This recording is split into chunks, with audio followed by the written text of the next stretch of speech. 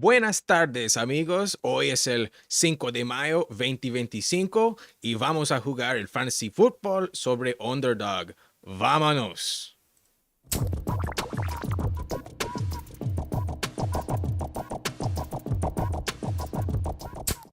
Little Spanish for you on the holiday.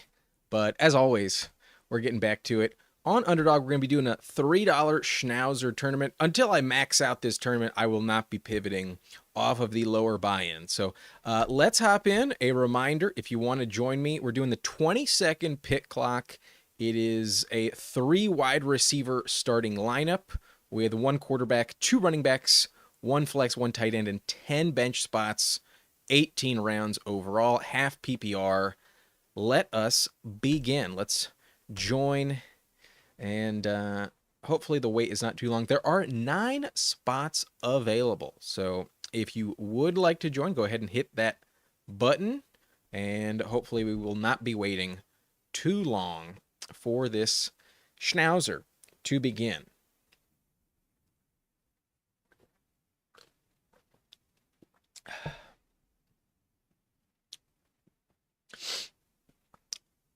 Down to 6 spots now, so it'll start soon.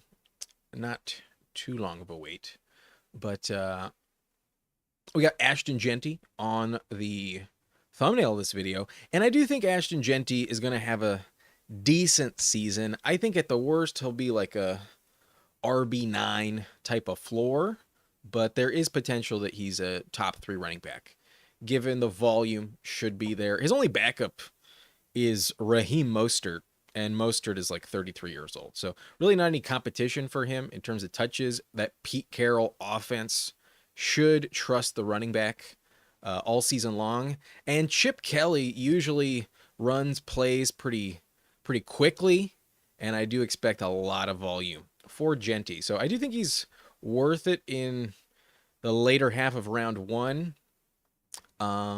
Should be a safe pick overall.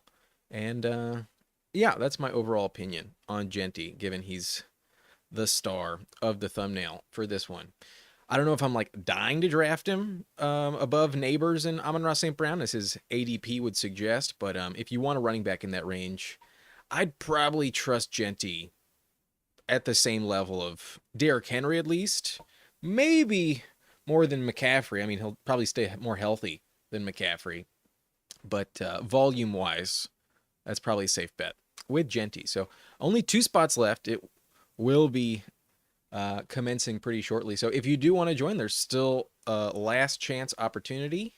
But obviously, if you just want to be a spectator, no worries. No worries at all. Let me know if you caught that intro in Spanish. I was like, should I do it? I don't want to embarrass myself and say the wrong shit. But Spanish, not my forte, but one of the 3 languages I'm comfortable speaking a little bit. I'm fluent in French. Granted, a little shaky. It's been a while since I've had true opportunities to practice in French. But Spanish, I have been sharpening that skill a little bit more. But Jonathan, what up, man? Good to see you in the chat. And there we go. We got the blurbs up. Only 1 spot remaining. Is Underdog still unavailable in Washington? I'm pretty sure that's still the case. Now it's full. Now it's full. It'd be fun to draft with you, Jonathan, but I know we've never had that opportunity. Looks like we get pick 10 here, and it's a little bit different than some of the picks we've had before. I think last stream we did, we had pick 8 and 7, so we will be looking at some other players here. This will be fun, but yep, unavailable. It'll come around sooner or later. It'll be there inevitably, but you know, it might be a blessing in disguise. You may be saving yourself a lot of gambling addiction and funds that you probably can use for other things. But it is fun. I gotta say, this website is very fun. When you're bored as fuck on like a random evening, and it does help kill the time. But yeah, there's always some intel, especially for the subscriber. You get to know who my favorite picks are. But In general, this is probably the best place to be practicing. I feel like it has the sharpest ADP. By the time you get to the end of the off season, maybe now it's getting a little bit better, but it's still a little bit weird. I can't say in early May it has like everything locked down. It still feels so strange. Like quarterbacks feel like really deflated, and then they all kind of go in the same range, like rounds 9, 10, 11, 12. I feel like some of them should probably be pushed up, but until that happens, it's just not really fixing itself. And then same with tight ends. Tight ends feel really, really underpriced here on this website. But if you want one at the top, you got to pay huge dividends for like Bowers and McBride. That second round ADP on those two players feels kind of outrageous. Like I don't see a massive gap between them and Kittle. Like I know Kittle's older, there's some injury risk, but like Kittle in the fifth compared to Bowers and McBride in round two. Sometimes you see Bowers in round one, and I actually have been in a draft where I've seen McBride even go before Bowers. That just feels so expensive. We're not going to get Genty. We do not get the luck of the thumbnail at pick 10, but that's fine. I will go St. Brown. I think he's probably the safest bet here. Brian Thomas may have been my pick if not for the Travis Hunter selection. Brian Thomas probably does not have the same target share as last year, but maybe I'm wrong. Maybe Travis Hunter, given his dual threat capabilities on both sides of the ball, he may not actually play enough snaps to warrant that heavy of a target share. But Brian Thomas, if he felled me at 15, I would 100% take that value. But we never do this, and I have just been shitting on it, but for the sake of trying it out, let's go Bowers. I don't feel like this is the right pick at all, but this is the only way you get him if you take him this high, and we're going to see what it does to our team when we make this pick. Like Bowers is locked into top 3 tight end production for sure. It's just a question of how many touchdowns happen for him, and with the quarterback upgrade, you'd hope it goes up, but man, it just feels so expensive, man. Cash fee believes it's the right pick. I'm not convinced, man. Like, yeah, there's the bust proof aspect of it, but like, will he actually outperform guys like AJ Brown, guys like Derrick Henry? Like Derrick Henry had 1,900 rushing yards last season. I think I'm probably going to get more points from Derrick Henry than Brock Bowers, but compared to other tight ends, yeah, he should pay off. Let's just pull up his stats, because he had a truly tremendous rookie season. Almost set like a record for receptions. Did he crack the record book? I know he was like right there with it, but okay, so he had 1, 2, 3, 4, 5, 6 games with over 90 yards. And his lowest yardage total was week 14 with 35 yards.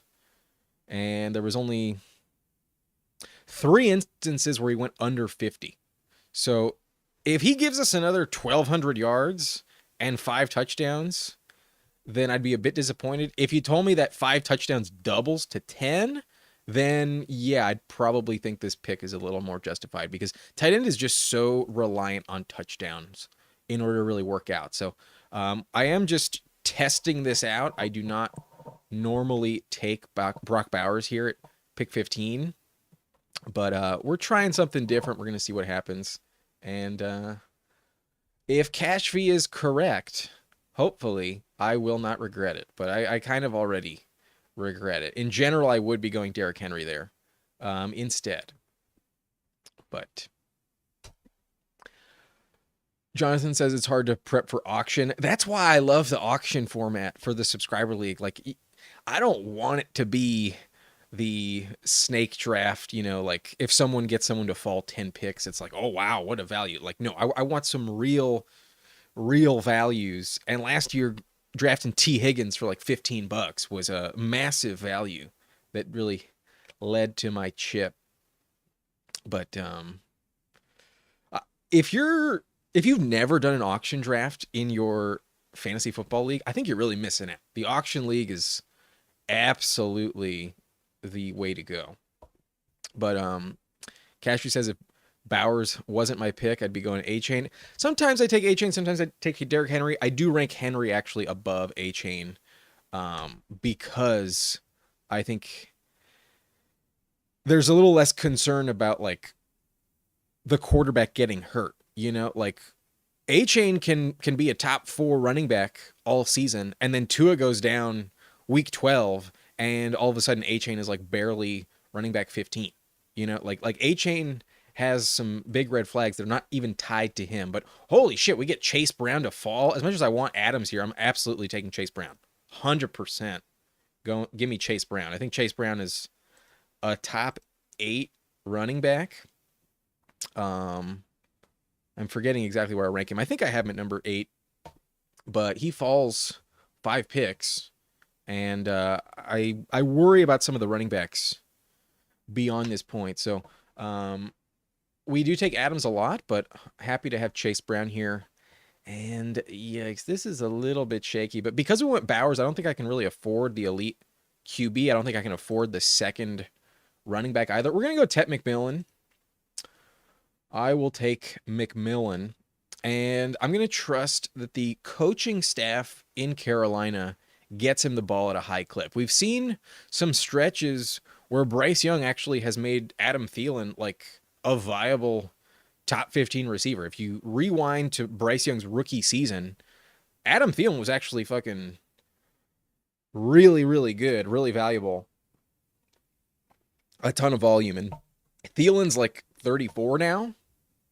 That's not a threat. Leggett was a huge disappointment. And McMillan was just drafted at top 8 overall in the draft. McMillan's going to get a ton of volume. And in case you don't know too much about Tet McMillan, honestly, the stat that convinced me this guy's going to be freaking awesome. Last year at Arizona, in his first college game of the season, against New Mexico, he had 10 catches, 304 yards, and 4 touchdowns. 300 yards and 4 touchdowns in his first game last year in college. If that doesn't give you like kind of an excuse to calm down like the rest of the season, like you've kind of like solidified yourself as a round 1 pick, like I don't know what else will. And just this one game in particular, I think is kind of all you need to know about Tet McMillan, about the potential high upside that he can have. Will he have a 300-yard game in the NFL? Probably not. But was he deserving of that number 1 wide receiver spot this season? I think so. And I also really like the landing spot.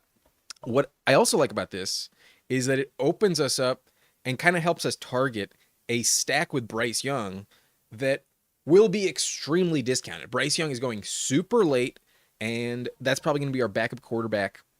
And Bryce Young actually had a stretch in the end of last season where he was a top 10 quarterback. If you were watching the channel as we went through a lot of statistics, particularly on the graphs section of my rankings videos, we did highlight Bryce Young as someone that was really rising in the rankings and putting up really good stats. Bryce Young had a resurgence post his benching. You know, he got benched week 3, came back week 8, and then he really popped off at the end of the season. He had very few interceptions in this final, how many games is this?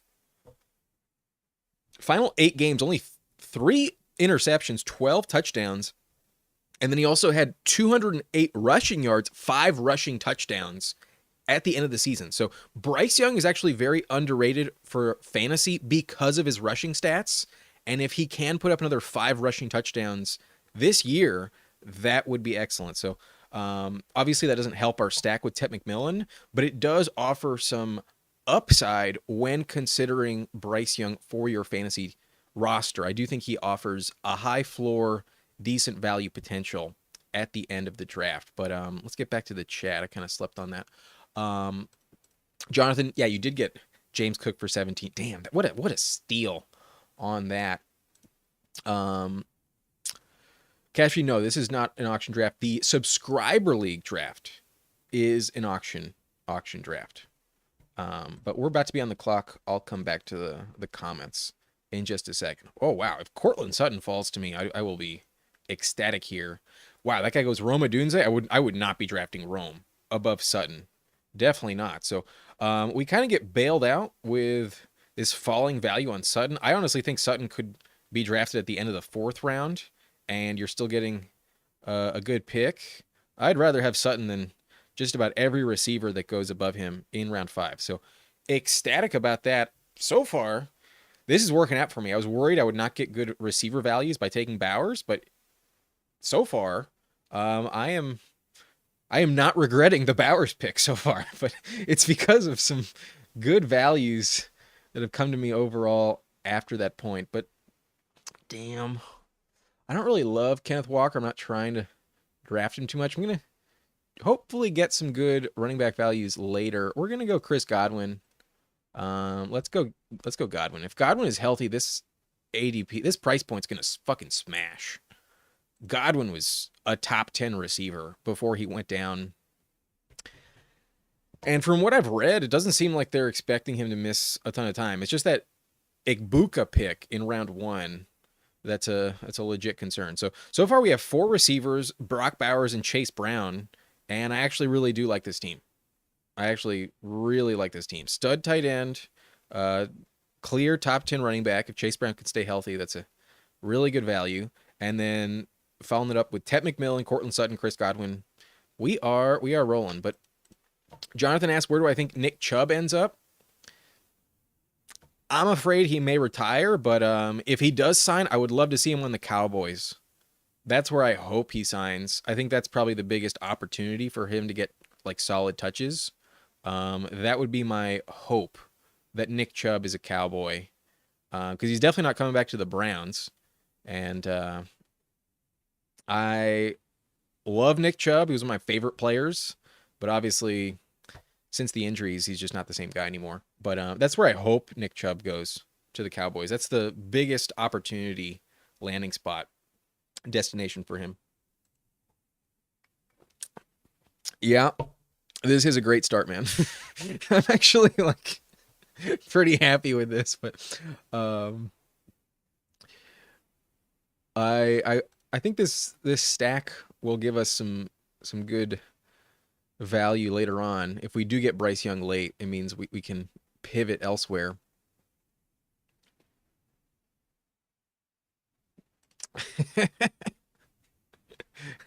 It did work out, but I think it's mainly because of the value I got on Chase Brown and Cortland Sutton. But yeah, I mean, so far you were right, bro. So far, I do not regret the Bowers pick at all.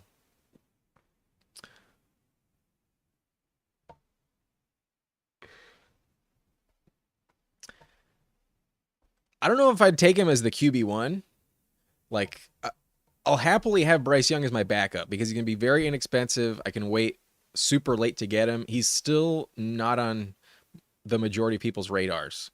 But to rely on him as QB1, I think is a little bold for me. Not dying to do that. But it's not like, yeah, he played against the Giants, the Chiefs, Tampa, Philly, Dallas, Arizona, Tampa, Atlanta. He did have some legit opponents.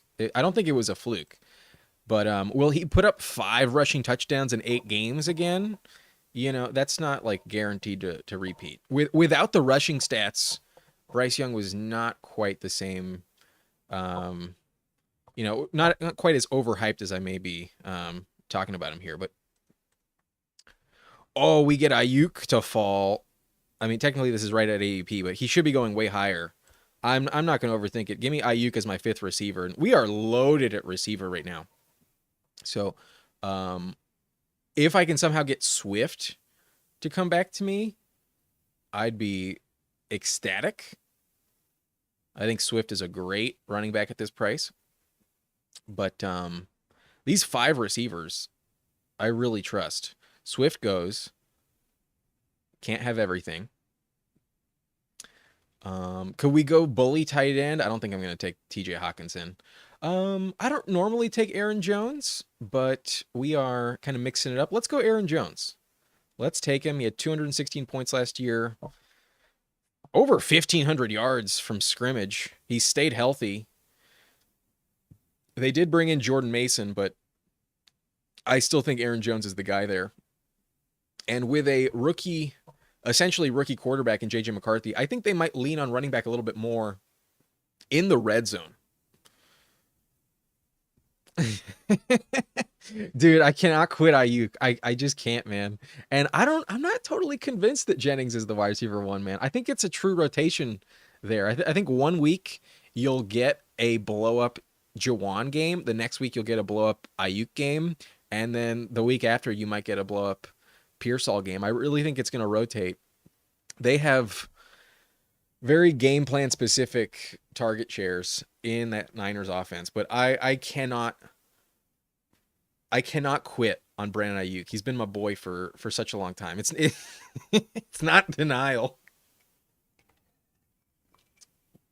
It's just my prejudice, my favoritism. I think it was the first like full year I did the channel, and I ranked Ayuk as like wide receiver 16 when I think he was like a sophomore season when he had like a good stretch right after that. And that was the year where Debo had like that top 3 performance on the year. So that's where it started.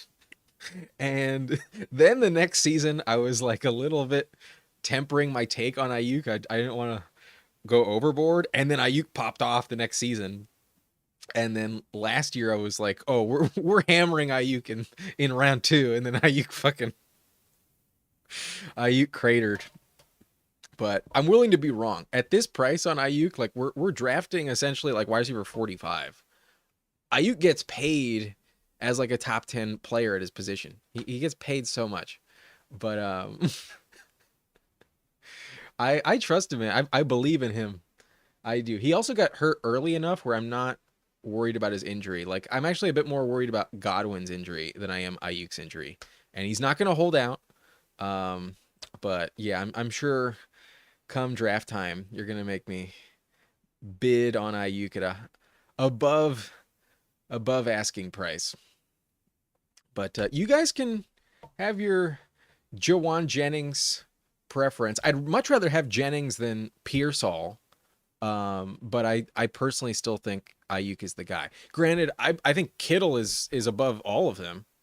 I think if you can only give me one receiver in San Francisco, it's definitely George Kittle. But that's what the ADP has. Like Kittle's already going multiple rounds above any of those other Niners. So that's kind of how it is. But I would rather have Kittle, then Ayuk, then Juwan, then Pearsall. That's my preference. That's how I feel about it. But hopefully this Aaron Jones pick works out for us.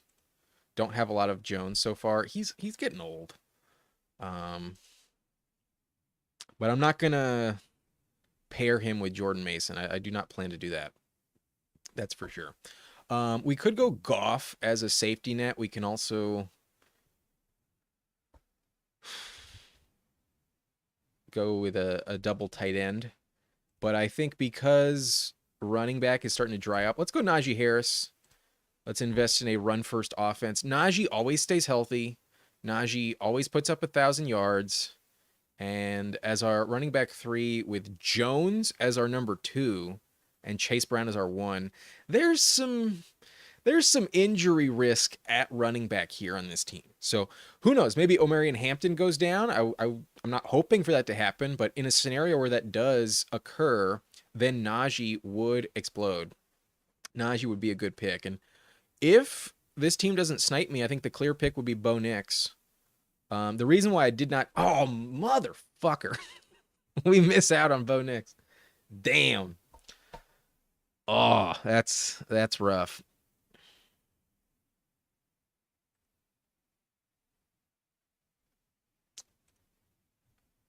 I think I'm going to take Charbonnet.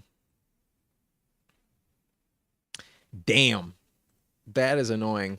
The reason I did not go Goff to stack up with St. Brown is because I was like, I think I'll get one of those two quarterbacks to come back for me. And then obviously the two teams on this turn do snipe me on both of my potential stacks. We had Sutton, and I was hoping we could get Nix to pair him up. Uh, if not, Goff could be there, and obviously just does not pan out. Oh shit! I go Keon Coleman. Whoopsie, that was a mistake. Keon's okay. I mean, I'm not happy about it. I'd rather have Charbonnet, but that's what happens when you don't pay attention. I put them both in the queue. I did not put it in the order. Yikes. Got a little too upset there on the snipage. We can make it work. But this means we are tripling up on QB here. I'm going to probably go with double quarterback in this next pick, and then we'll probably take one at 154 or 159. So I think 3 of my next 4 picks will be quarterback. Damn. Those Bills receivers, not the safest investments. Like, they just spread the ball around so much, and there's so many rushing touchdowns there. A little weird, but let's get back to the chat. Jonathan says if CMC stays healthy for a little bit, it makes the equation in San Francisco sketchy. It does, but it also makes their offense a lot better. You know, like, it keeps them on the field. It prevents some 3 and outs. It prevents more field goals. And, you know, even if McCaffrey scores another 15 touchdowns, like, that offense will be one of the best in football in general if McCaffrey's on the field. If we have to rely on Garendo and Jordan James, their third stringer, then they may not move the ball as well, you know, but obviously they'll probably throw it a little bit more. I can't quite tell you what I'm expecting of the Niners offense. Like, on one hand, I think they could be elite. On the other hand, I think they could really disappoint like last year.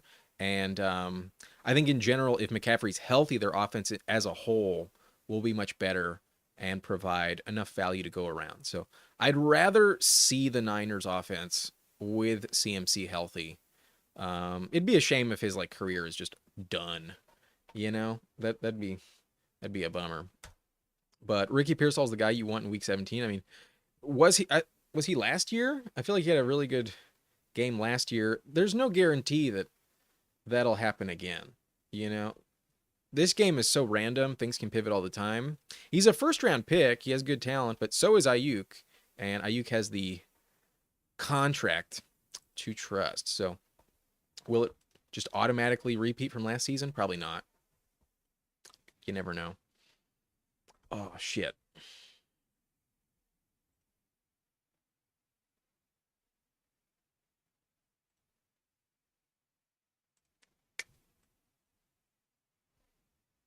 I'm taking JJ McCarthy.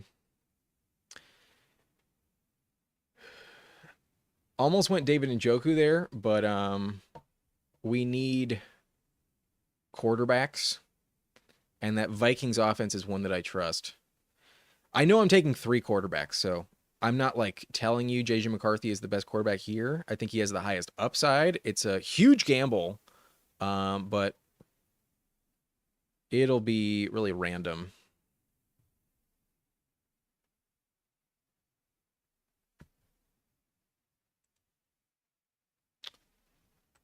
I think we'll go Trevor Lawrence. Doesn't stack up with anything we have. We need the... Oh, maybe I should have waited for... Yeah, that may have been the wrong pick. I don't have any stacks here. I kind of hit the panic button here. Yo, that snipe on Nix really threw me off. But it is what it is. We can make it work. We are going Bryce Young with one of our next 2 picks. Hopefully he does not get sniped. But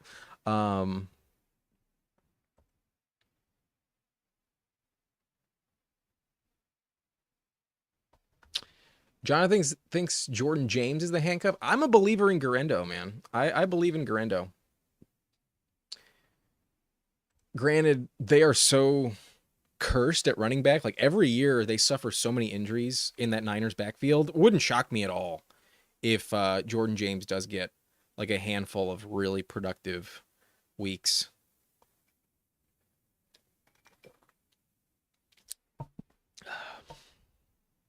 Those last two picks felt really gross. Dang. But we did see Sam Darnold play really, really well. And McCarthy has better weapons than arguably any quarterback in the NFL. So something should click in Minnesota. But am I excited about an Aaron Jones, JJ McCarthy stack? Not really. I may have bungled this quarterback selection. Yeah, the reason I trust JJ McCarthy is because of his coach. Like that's why I was all about Sam Darnold last year. I was endorsing Darnold even before McCarthy went down. If you were watching me do these drafts last year, around 18, Darnold was one of my favorite picks. And he fucking smashed. Darnold was elite last year in terms of the value where you got him. Like if you didn't take a early quarterback or like grab Jaden Daniels in like round 10, then Darnold was freaking phenomenal. But Jonathan, still, I remember exactly, you were saying the exact same thing last season. You were so off of McCarthy. And as much as I want to be, like, I was so convinced that they were going to bring in Aaron Rodgers, and I still kind of feel like they could, but everything they're saying is that they trust JJ McCarthy and they're going to give him a shot. Everything they're putting out into the ether is that JJ McCarthy is the guy. And hopefully Jim Harbaugh's tutelage pays some dividends, but I really just trust in Kevin O'Connell. Kevin O'Connell can win a game with Josh Dobbs without a single practice. So if McCarthy's healthy, we can figure something out. But I don't want to pull him up. I don't want to see the disgusting nature of the pick I just made. I do not.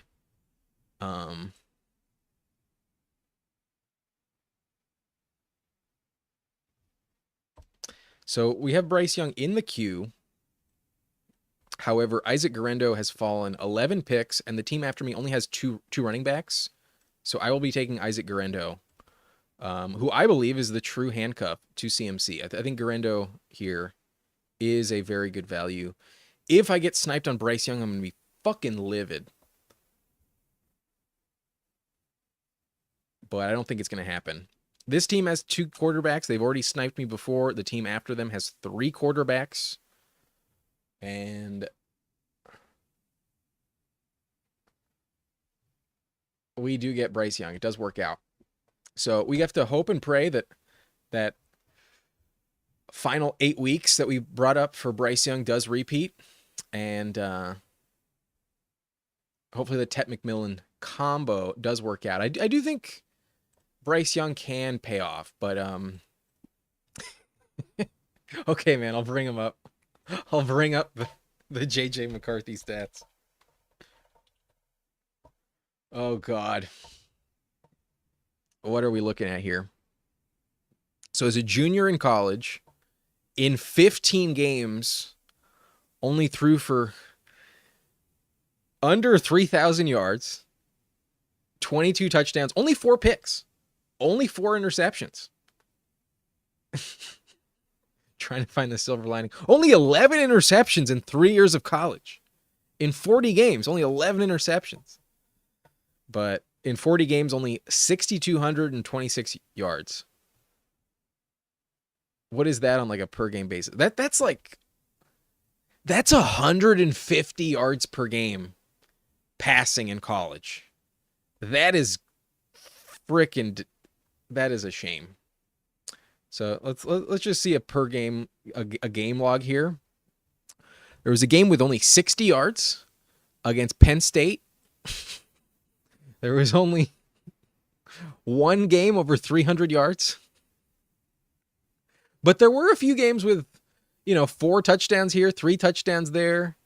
There's a way that this works out, man. He's throwing to Justin Jefferson, Jordan Addison, TJ Hawkinson. He's got the weapons to make it work. He's got the coach to make it work. Does he have the talent to make it work? I can't say that with a high level of confidence, but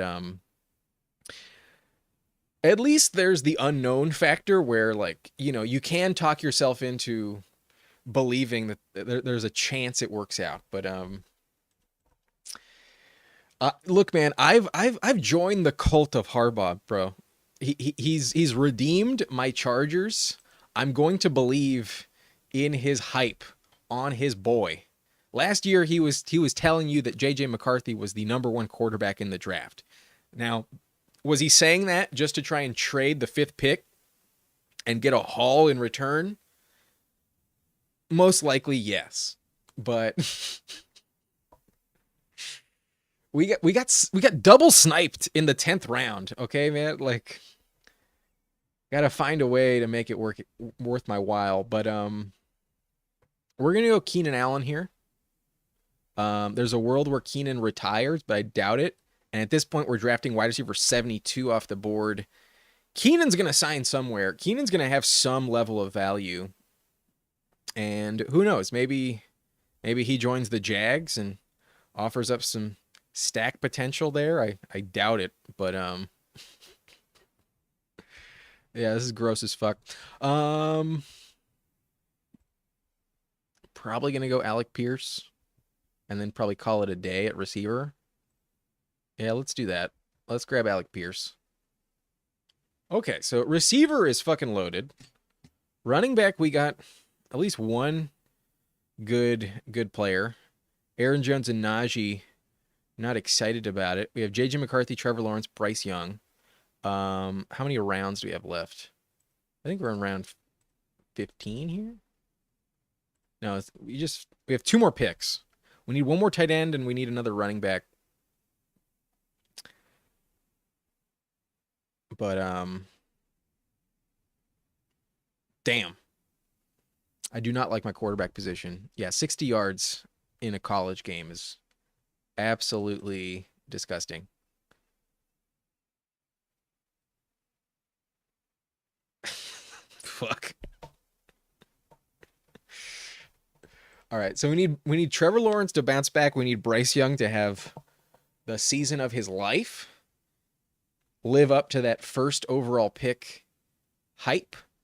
And we need to find some running back here in these last 2 rounds that just fully pays off. You know what?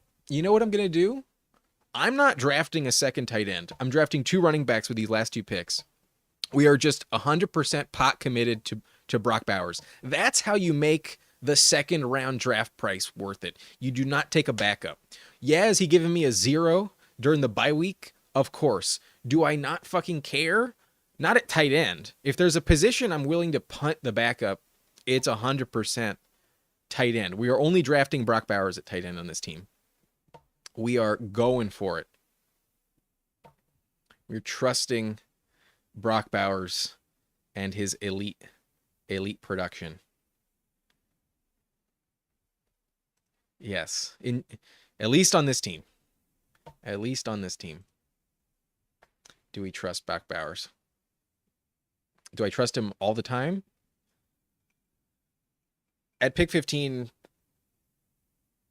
can't say it's my favorite thing to do.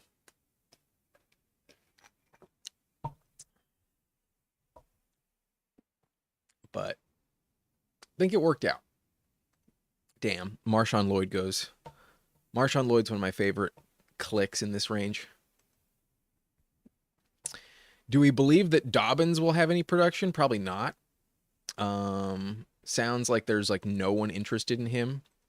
And he did get a unrestricted free agent tender from the Chargers. And if that holds, he's their 3rd running back behind Hampton and Najee. You need both of them to go down to have any relevance for Dobbins. So not going to take him.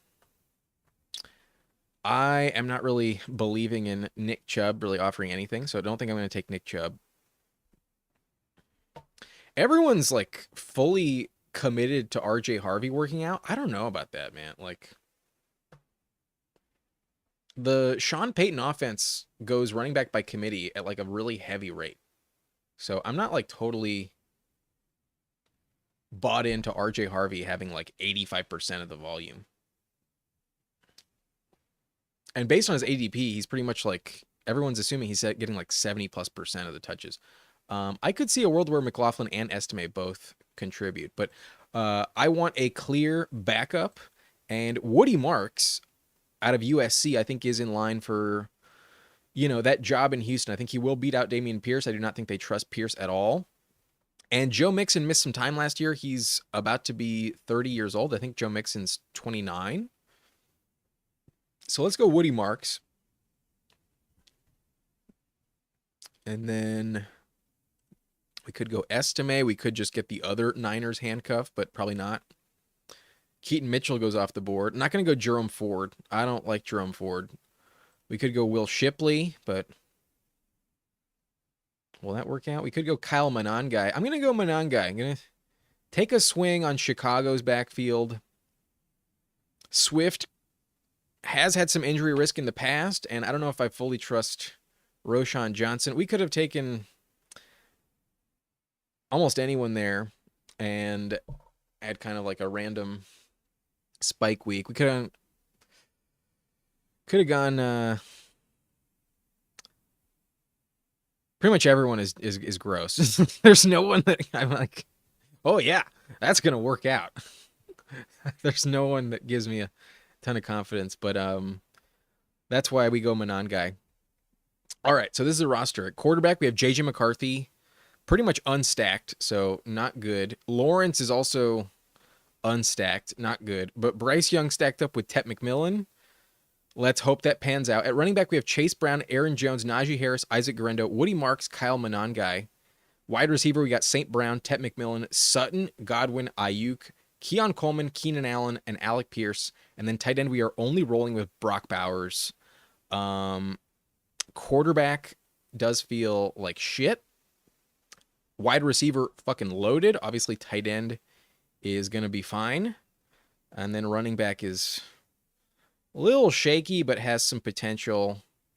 Not my favorite team, but I do think it did work out. I just wish I did not get sniped on both Goff and Nix. That, I think, really screwed me.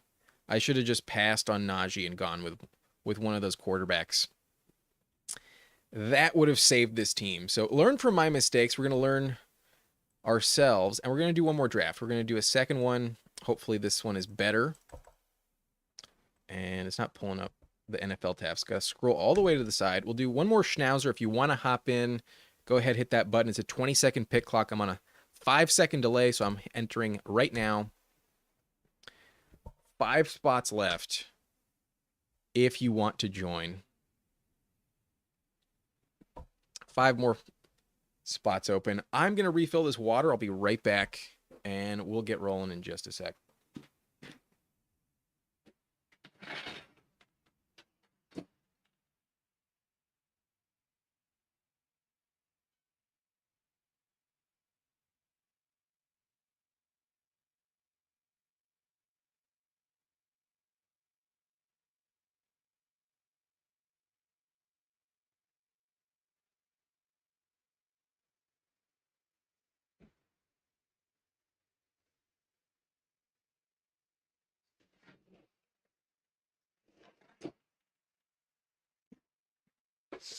Okay.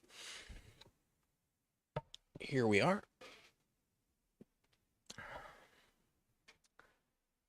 Still waiting for this lobby to fill. And while we have some time, let's pull up Kyle Monangai, that last pick of ours.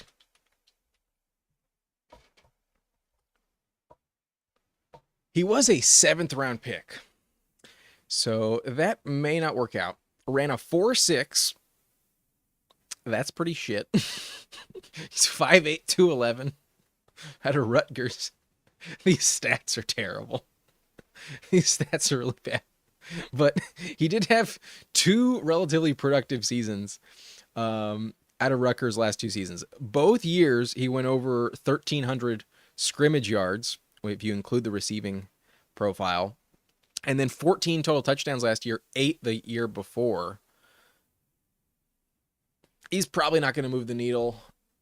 That sixth running back may not give us anything. But if Swift goes down, I don't think Roschon Johnson is the type of player that's going to have that backfield all to himself. So that's just what we're hoping for. A absolute prayer with that round 18 selection of Monangai. Probably not the best pick. But who else were we looking at that point? Like,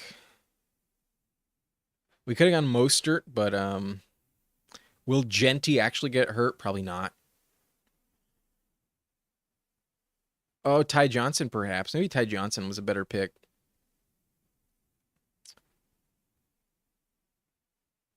I don't know if I trust Singletary anymore with Scatterboot and Tyrone Tracy above him.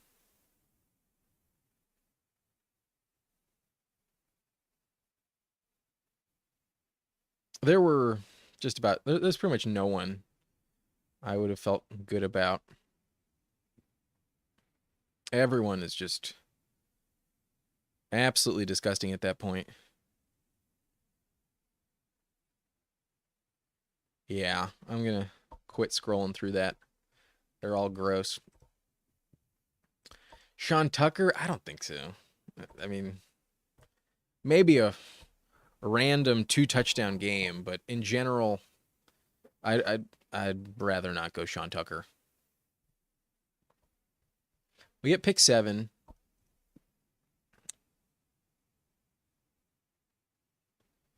So we'll probably go receiver at the gate. Maybe this is a Malik Neighbors team.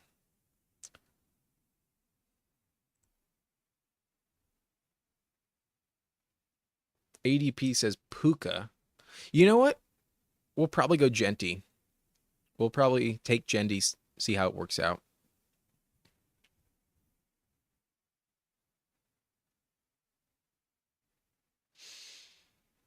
Okay. Draft is underway.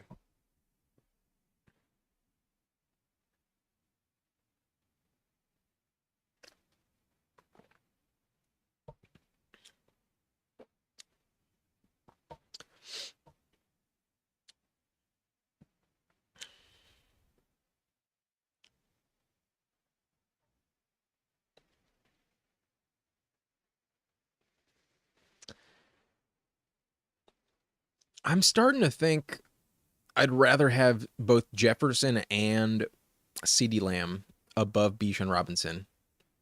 Given the format, it's usually better to draft a high-end receiver.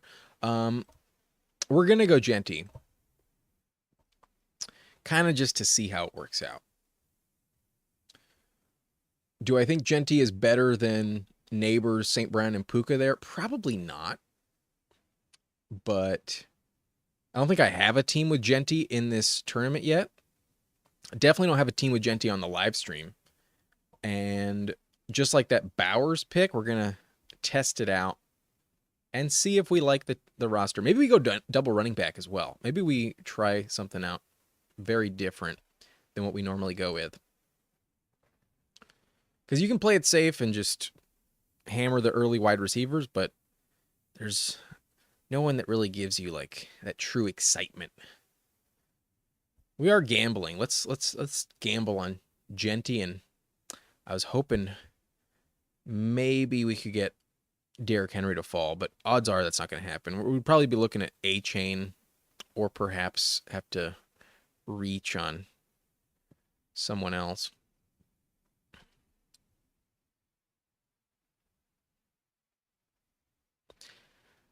I think you can justify McCaffrey there. But, Puka goes 12. Never mind. I would definitely rather have Puka than McCaffrey. But McCaffrey, if he stays healthy, is going to be worth a first-round pick. If he stays healthy, that's a big if. Those Achilles injuries on reports were like it was in both ankles. That's very concerning. But if he somehow does stay healthy, he's probably going to be worth a first round pick.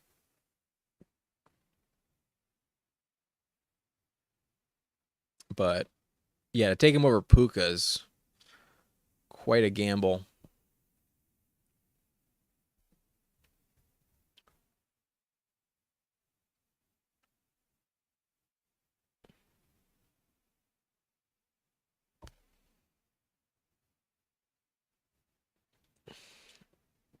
Then takes Bowers.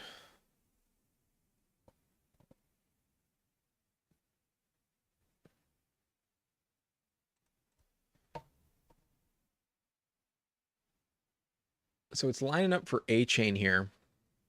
Do we do it? I haven't taken McConkey on the stream either.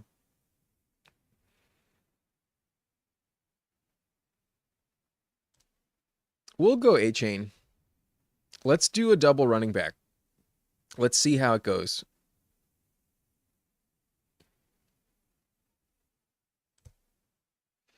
Will I regret the double RB?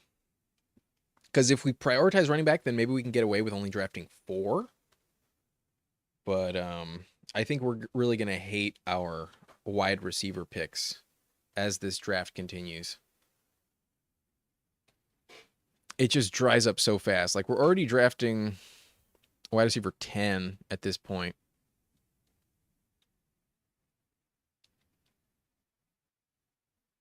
I do not know how this will work out. I've not done a single double running back on Underdog so far. But I can probably tell you now, I'm either taking Terry McLaurin or Devontae Adams with this next pick.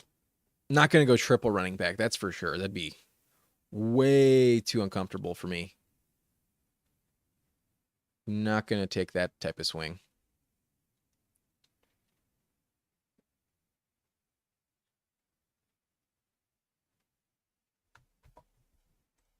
Taylor is fine.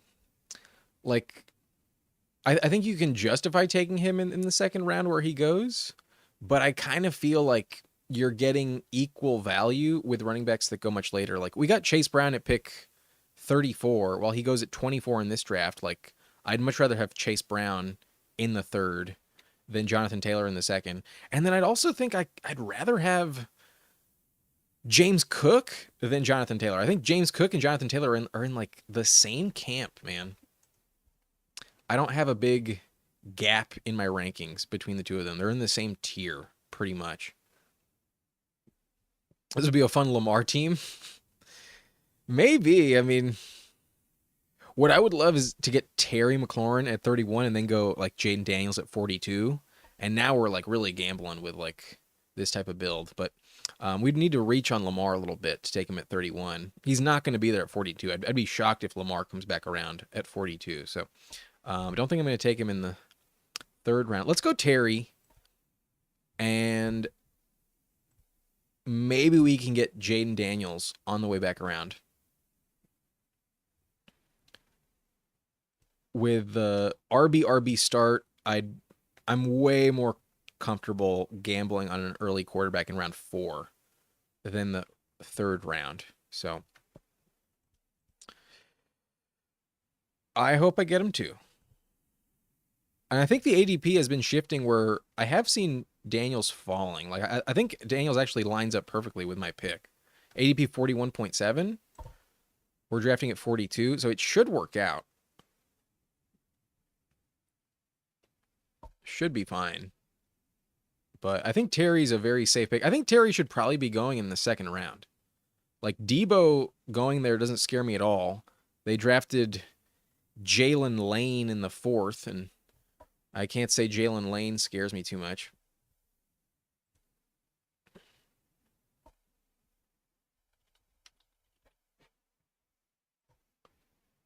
Jalen Lane did run a 4.340, but in college, his second season was his best, and that was at Middle Tennessee. Did not really do much at Virginia Tech.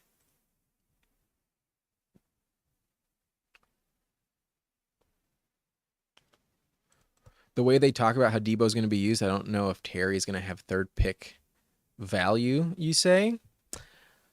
I don't I don't trust Debo, man.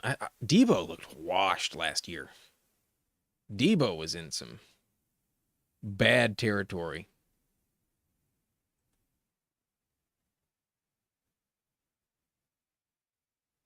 Maybe I'm wrong, but I just trust Terry from a floor standpoint. We will go Jaden Daniels here. I should probably draft another receiver, but we are really risking this team. And so far, we only have Terry, but we have the stack with Jaden Daniels. Let's do it. I'm probably going to draft 3 straight receivers with my next 3 picks. Not to get behind the 8 ball too much, but so far this team can work, you know. We were loaded at the top. Yeah, we did get him. And the thing about Terry is like his floor is just so high. Terry has like I think one of the longest stretches of 1,000-yard seasons other than Mike Evans. I think Mike Evans is like the only player with more straight 1,000-yard receiving seasons. His rookie season he had 919, and since then he has gone over 1,000 every single year for 5 straight years. So he basically has 6 straight seasons with over 1,000 yards because that rookie year he only played 14 games. He did miss some time. So if he had been fully healthy, he would have cracked it. That's for sure. But that 13 touchdown boost last season is what we're really hoping will click once again. And if he can go over 10 touchdowns, then I really think this round 3 price will pay off. Absolutely. The only player in round 3 at receiver I think I'd maybe rather have would be Davante Adams, but I think him and Terry are like neck and neck. So he's one of my favorite clicks in the 3rd round. Like I'd prefer Adams, Terry, and Tyreek above both JSN and Garrett Wilson. Definitely over Marvin Harrison and Rashee Rice. I think JSN and Mike Evans are kind of in the same boat, but both of them I would rank after Terry, Adams, and Tyreek. Yeah, the quarterbacks he was relying on were freaking trash. Like Heineke, Fitzmagic, Alex Smith for a while, you know, like he was not in a good spot for a long time, but I think we'll take Sutton. It's between Sutton and Metcalf. And because of the quarterback situation in Pittsburgh up in the air right now, I still rank Sutton above Metcalf. So we did take Sutton in the last draft. I think you've seen me take him in a lot of these drafts so far, but in round 5, I think he's one of the safest picks. Him and Ridley, I think, are guys I trust at the receiver spot. And we can't really afford to go running back. We could have maybe taken Kittle, but only one receiver through the first 5 rounds. That's too risky for me. We filled the desire to take an early tight end in the last draft, so I'm not going to do that again. But Kittle at pick 56 is good value. I think Kittle's a very safe bet where he's going. If Sutton was off the board, I may have taken that swing. But we see a lot of running backs go off here. That's really good for us. We'd love to see even more non-receivers get taken. That's great for us. Give me less orange off the board. Diggs goes 62. That's a big reach on Diggs. Yikes. But I'm comfortable with Godwin. Olave just comes off, but I would have taken Godwin. There's a world where Judy works out, but I think I kind of prefer Myers and other guys. We're going to go Godwin. So this is the same as the last draft in these 2 rounds, but I really think these are safe picks at the position, and we really need receiver desperately. So, so far it's working out. I mean, we have stud running backs at the top. We have our stack with Daniels and Terry. This team is so far panning out somewhat okay. Not terrible.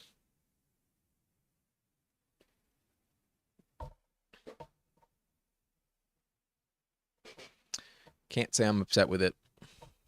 Oh yeah, Dwayne Haskins, R.I.P. Almost forgot about Dwayne Haskins. Sam Howell, Marcus Mariota. What did Mariota play there before he was the backup last year? I don't think so. I think his first year with the Commanders was last season, filling in for Daniels. But yeah, Howell's gross. Terry gets it done. Terry finds a way.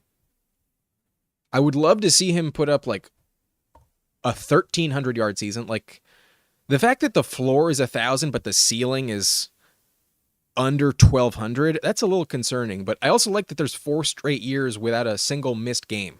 Terry does stay healthy as well. I actually believed in Haskins when he was drafted. I was like, this guy could work out. I thought it was a good pick, but boy, that was such a bust. That never worked out.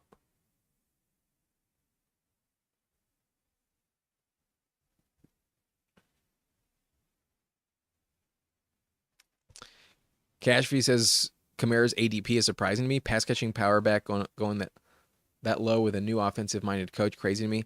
He's old, man, and like their offense is so weird. Like if he gets kind of banged up and they're like 4-10, I could see them just shutting him down at the end of the season. And for the sake of these tournaments, you need people to have like some high upside at the end of the year. I could see him as like a trade candidate at the deadline as well. That's kind of the best case scenario where he doesn't work out.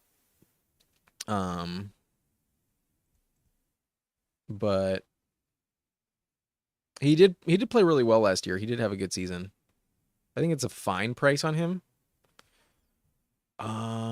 I think I'm gonna go Jacoby Myers.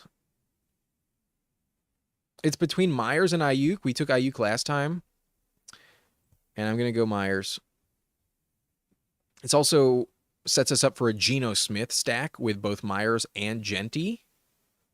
And another investment in Las Vegas. I think the Raiders could actually have a good team this year. Not like, win a playoff game good, but could they be viable for like a 9-8 record? I think so. I think they will make an improvement. They have a much better coach. Pete Carroll's definitely better than Antonio Pierce. I also like Chip Kelly as their offensive coordinator.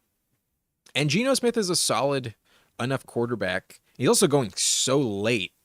That's a stack I'm comfortable going with. So we will probably be targeting guys like Zach Ertz and Geno Smith late in this draft. And we could also take another Ben Sinnott, Zach Ertz combo on this team. You've seen me do that in the past. I do like to do that quite a bit. Wow, Ayuk goes 87. I would have loved Ayuk to fall to me, but he does not. Tempted to consider Baker here. I would have probably gone Brian Robinson, but instead we're going to go Darnell Mooney. We will take Darnell Mooney. So 5 receivers in the last 6 rounds, and that means our double running back start does pay off. I think we can compete with this team. We have Ashton Genty, Devon Achane, Jaden Daniels, and Terry McLaurin stacked up at quarterback and our wide receiver 1. And then our next 4 receivers are Sutton, Godwin, Jacoby Myers, and Darnell Mooney. For some reason, wide receiver was kind of deflated a little bit in this draft. So I think we luck out a little bit. And Mooney at pick 90 is one of the last receivers I'm actually comfortable taking in the top 50 that I do think can give you solid value. Like everyone beyond this point is risky as hell. Like maybe you're willing to take a bet on the Colts receivers, but I don't trust their quarterback situation. That's why I'm more inclined to just go Alec Pierce at the end of the draft, because Alec Pierce actually outperformed both of these guys, both Downs and Pittman last year. And I kind of feel like there's a world where all 3 of them are equally as valuable again. Like Downs had 147 points, Pittman had 131, and then Pierce had 143. So Downs actually had the most points of them all, but only by 4 points. Only 4 points more than Alec Pierce. Not much of a gap between the three.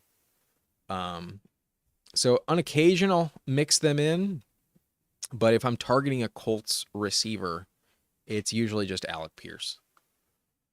Baker's falling. If Baker falls to us at pick 103, that'd be pretty tempting. Because we do have Godwin on this roster. Cashby wants us to go Jonnu Smith. I'd be okay with Jonnu at pick 103. Will he fall, though? That is the question. At least we don't have to risk getting sniped on Bo Nix again.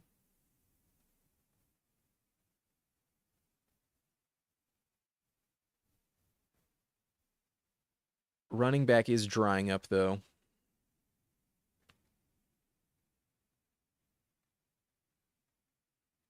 Jonnu gets sniped.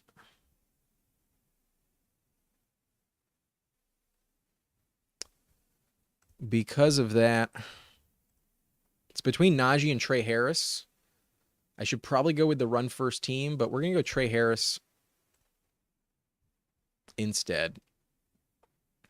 I'm a little hyped on the rookie.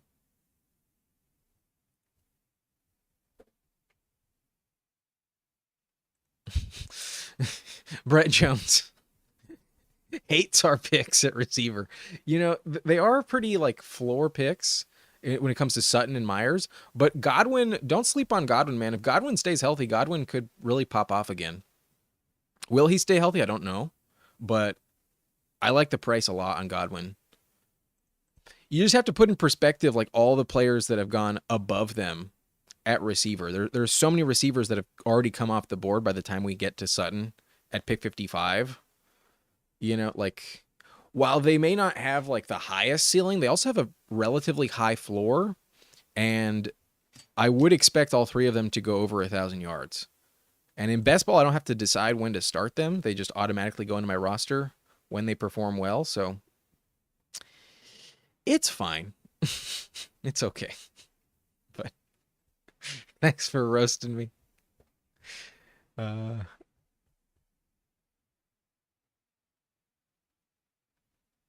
It's like it's a high floor, low ceiling type of room at receiver.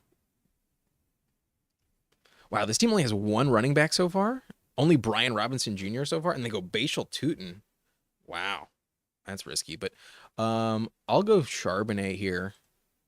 If I'm taking a handcuff running back, I'm gonna take the one I think can put up top 10 numbers when active. I'm gonna go Charbonnet over Jordan Mason all day. And this is another draft where I'm just punting tight end. You think Godwin's price will drop, especially if he's not practicing at camp? It definitely could, but I really think it's already at a price point that's low enough where it's 100% justified in the 6th round. I already think he's going low enough to click it confidently in round 6. He was top 5 before he went down. He was the number 1 rated receiver on PFF for the majority of the season. And as Mike Evans gets older, I think he can still contribute at a high level. Will he be top 10 again? Maybe not, but we're drafting him as wide receiver like 40, basically. He burned you until he got hurt? What are you talking about? Godwin had a great season before he got hurt. I don't know, man. The Vikings backfield is going to be weird. The thing about Kevin O'Connell's offense is he never has productive running backs. The Vikings offense under Kevin O'Connell maxes out at like 5 touchdowns for running backs like every single season, like at least for the top guy. And Aaron Jones, I think, is still a much better player straight up than Jordan Mason. It's just a question of will Aaron Jones stay healthy at his age? So that's where I don't really fully believe in Jordan Mason. Mason also fell off a cliff after like week 4. Mason kind of turned into a bum. Braden asked, do I give out redraft advice? I do. Obviously, on Underdog, it's best ball, so it's just kind of a bit more unique to this format, but it's the best place to be practicing, in my opinion. But in general, when I do make just like straight up videos, not live streams, they are tailored for redraft, not best ball. It's definitely a redraft focused channel. We're going to go David Njoku. I know they drafted Fannin, but I'm not worried about that. Njoku is still poised right now to be the number 2 target in Cleveland. And we know he has a great connection with Joe Flacco, who right now looks like the quarterback 1 in the Browns offense. So I expect Njoku to be productive as long as he stays healthy. And as his price has fallen, as these drafts have gone by, I'm very comfortable taking Njoku this late. So this is the team so far. We have Jaden Daniels with Terry McLaurin. We're going to be targeting Zach Ertz and maybe Ben Sennett later. At running back, we have Genty and A-Chain, Zach Charbonnet. So very top heavy, a little thin beyond that point, but we're probably going to be drafting another 2 running backs on this team. And then at receiver, a little bit of a capped ceiling, but very high floor with all these players. We have Terry McLaurin, Cortland Sutton, Chris Godwin, Jacoby Myers, Darnell Mooney, and Trey Harris. And assuming Trey Harris takes on the role of Quentin Johnston, then Trey Harris might be in line for like 8 touchdowns next season. That is possible. Okay, we're about to be on the clock. I think I'm going to go Benson here. We could go Tyjae Spears, but based on the 2 studs I have at the top, I'm more interested in like full ceiling potential rather than floor. And while Benson had a terrible rookie season, James Conner is 30 years old. He's like just as old as Aaron Jones. And they also did not draft a running back in Arizona. They didn't draft a single weapon. They didn't draft a running back. They didn't draft a receiver. James Conner literally just turned 30 in the last like week or 2. So could James Conner get hurt? Definitely possible. He's missed a lot of time over his career. And Benson is poised to take on that role when that happens. But Braden asking, can you give me your opinion on how I should start then? How I should draft then? I mean, could you give me a little more context on your question? Like, in general, I'm drafting best player available unless I'm really, behind on a certain position and feel like I have to take a certain spot. But yeah, just give me a little more context. So, okay, here's your question. Let me pull up the board. So from a points per game, Godwin averaged 18.1, but in my league, he was outscored by the running back number 13, who was A-Chain with 18.4. So our league is really running back heavy. So do you think I take 3 running backs in 4 rounds? Our league does 0.2 per carry. So do you believe I should go really running back heavy? Because of your scoring settings, then yeah, you should be favoring running backs a little bit extra for sure. Because the thing about running backs compared to receivers, there's only 32 teams and there's only 32 starting running backs. But real quick, Tyjae Spears, someone we kind of consider with the last pick, does fall back to us, and we do still need running backs on this team. So I will be taking Tyjae Spears here. Definitely going to hit Tyjae Spears at 151. 14 picks past ADP. But back to your question, because of this scoring format, I've played in a league that had a similar type of thing in the past. And yeah, running backs get so valuable in a league like that. So I think because of your format, you should target running back early and often. And honestly, like that's the type of format where I'm not opposed to starting off triple running back. Like that type of thing kind of counterbalances like any PPR production you might be getting. And if you can get like 3 stud running backs with your first like 5 picks, I think you're actually in a really good position to kind of smash the draft. So yeah, it's always tailored to your own scoring settings, and you're welcome. But in general, before you draft, you always got to kind of know the lay of the land regarding what your league uh, prioritizes in the scoring. So with zero point 0.2 per carry, yeah, if you can get 3 running backs that average 20 touches a game, you're living. You are so poised for success. But Zach Ertz goes off the board. We get sniped on Zach Ertz. So because of that, we're going to go Geno Smith. We have the Genty and Jacoby Myers stack. So we're going to go Geno Smith as our backup quarterback. And this late in the draft, I'm comfortable with Geno as my number 2, especially when Jaden Daniels is my number 1. So I'm done at quarterback. I think I'm done at running back on this team. I'm good with Genty, Achane, Charbonnet, Benson, and Tyjae Spears. We have 6 receivers, 1 tight end, and it's round 14, so we still have 4 more picks left. I'll be taking 2 tight ends, and I think 2 receivers in these last 4 rounds.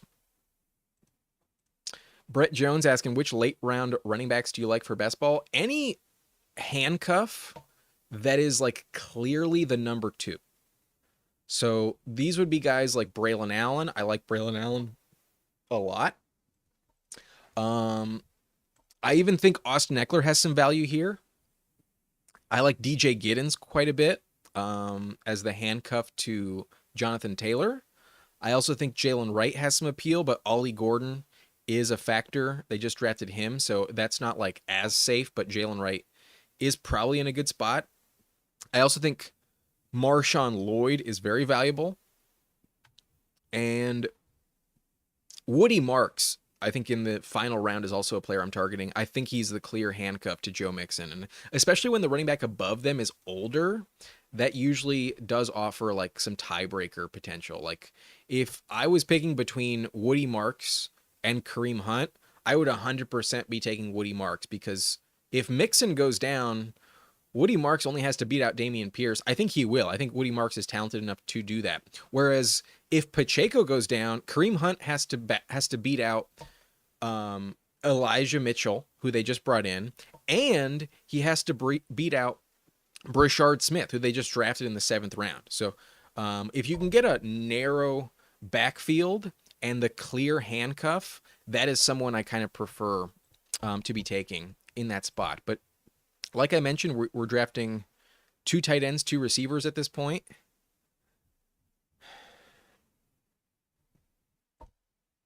And a lot of these teams already have some tight ends, so I'm going to go Alec Pierce.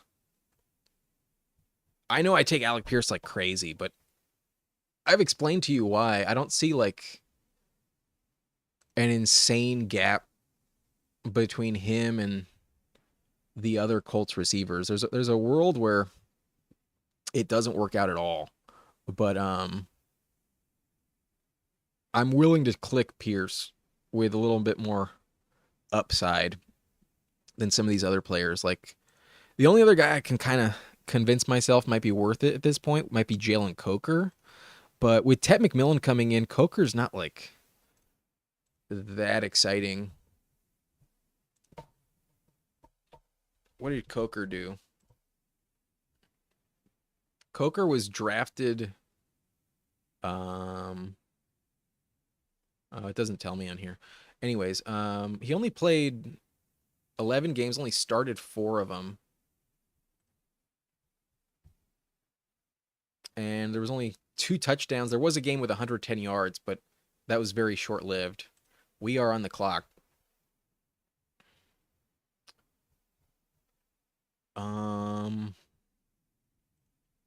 Fuck it. Let's go Coker.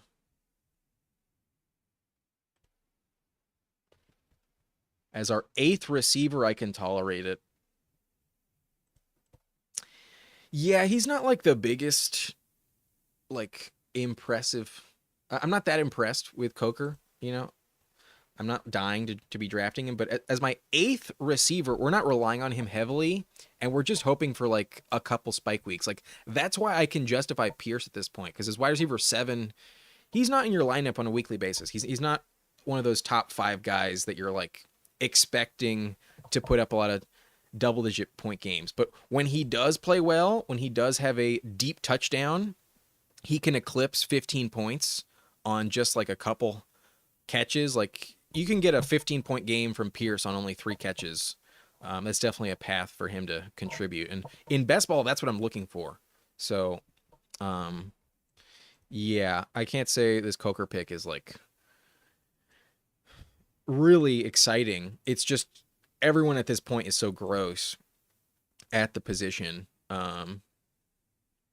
It is what it is. But do I think Chubb plays this year? I would like to see him play, but until I see him signed, I don't think so. I think we might get a retirement from Nick Chubb. The second straight year with a big injury. Yikes. Like it was really sad to watch that happen. The first time it was pretty sad. And then when it happened last year, it was like shit. That might be the nail in the coffin. Nick Chubb is one of my favorite players, but sadly I think it might be over for him. If we get Mason Taylor here, I'd be pretty happy. Because Mason Taylor is poised to be a top 3 target in his offense. Basically, the argument for Mason Taylor is the same argument I was giving you guys last year on Tyler Conklin.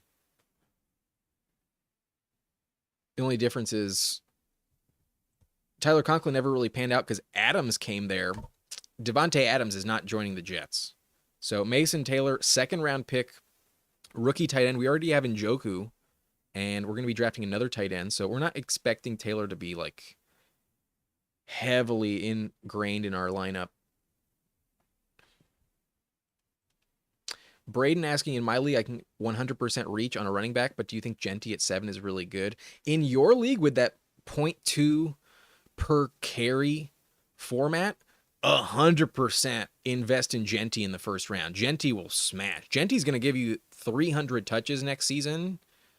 Like, if he doesn't do that, I'd be pretty shocked. And then he's also going to catch, like, at least, like, 30, 40 passes. Like, I think Genty's going to be really good. But, with our last pick, we are going Ben Sinnott, a player I think could actually win leagues this year if Zach Ertz does go down. And Ertz is 34. There is absolutely a path for success on Ben Sinnott. And we do have Jaden Daniels for that stack. So this team, I think, is better than the first draft on this live stream. We have Jaden Daniels, Geno Smith, both of them stacked up. Running back, we have Ashton Genty, Devon Achane, so very top heavy. A little thin in the backfield beyond them with Charbonnet, Trey Benson, and Tyjae Spears. But Spears has a decent floor. He is involved weekly, and if Pollard goes down, we saw him have some big spike weeks last season. And then Charbonnet and Benson are some of the highest upside handcuffs you can find if Walker and James Conner go down. We've seen Charbonnet perform. We have not seen Benson do anything yet, but I believe if they didn't trust him, they would have drafted a running back, and they chose not to. So the Cardinals are pot committed to Benson, and as one of those higher-end handcuffs, I'm happy to have him on this team. But receiver, a little shaky, some good floor plays, though, and I think on a weekly basis, we will get at least 3 guys giving us double-digit points. So I think this team can compete with Terry, Cortland Sutton, Chris Godwin, Jacoby Myers, Darnell Mooney, Trey Harris, Alec Pierce, and Jalen Coker. And then at tight end, I love the value on Njoku. I think he's a top 10 tight end for sure. And then taking some swings on these young guys on like Mason Taylor and Ben Sinnott. Just hoping for the best. So I like this team more than the first one. And even though we went double running back, I think it did pay off. But we did kind of get a little lucky. Like in general, getting Cortland Sutton pick 55 or later usually doesn't happen.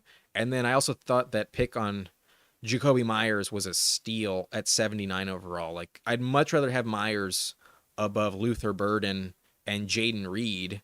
I think Myers is more valuable than Deebo Samuel as well. So yeah, this is the team. Maybe we should have gone Deebo instead of Godwin, but personally, I'm not like that much of a believer that Deebo will contribute at a high rate. But for the sake of our stack, maybe that was the correct pick. So hindsight, always 2020, but that's my preference there. And grabbing these late tight ends in round 17, 18, I think will pay off. But before I end the stream, just a reminder, subscribe if you have not done so already. Hit that like button if you enjoyed the video. And we have one last question.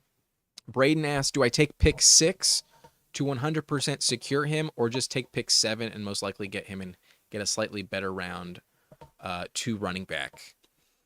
I'm not quite sure what you mean, man. Do you have the choice of like choosing your draft position? Because in general, it's like randomized or it's determined based off of last year's, standings or something. In general, you'd rather get the higher pick, but given they're right in the middle on both of them, I don't think there's a huge difference between pick 6 and pick 7. If you're worried that you might get sniped on one of those elite running backs, then yeah, just take pick 6. But I'm not too familiar with like being able to choose your pick. That's kind of new to me. But in general, I'd rather have the higher pick, especially when they're both in the middle. Yeah, just give me pick 6. If I'm not near the bookend, then just give me the higher pick. That's my opinion. Anyways, I enjoyed. Hope you guys have a good Cinco de Mayo. And I will see you on Wednesday, probably around noon Pacific time, for another draft. And then once the schedule comes out, I'll be putting out a lot more videos with, rankings and my opinions. For redraft, we'll focus a bit more once the schedule comes out, which is next Wednesday. Not too far from today. Only 9 days from now will the schedule be released. Very excited for that. So peace out. Hope you enjoy the video today, and I'll see you next time on Nice and Blunt. Have a good week. Bye-bye.